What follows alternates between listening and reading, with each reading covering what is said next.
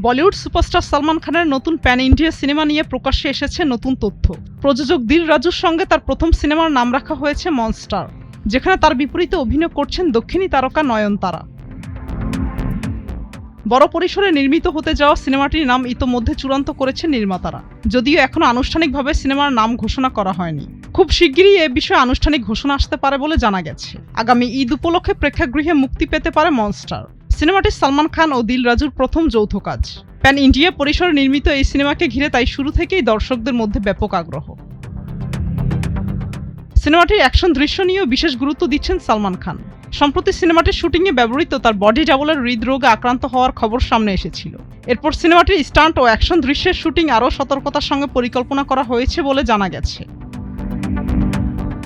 সালমান ও নয়নতারা প্রথমবারের মতো জুটি বাঁধছেন এই সিনেমায়। এদিকে সিনেমাটির পাশাপাশি সালমানের হাতে রয়েছে আরও একটি বড় দায়িত্ব। জনপ্রিয় রিয়েলিটি শো বিগ বস 20 এর সঞ্চালকের ভূমিকায় আবারও ফিরছেন তিনি। আগামী 6 সেপ্টেম্বর থেকে শুরু হওয়ার কথা রয়েছে অনুষ্ঠানের নতুন মৌসুম।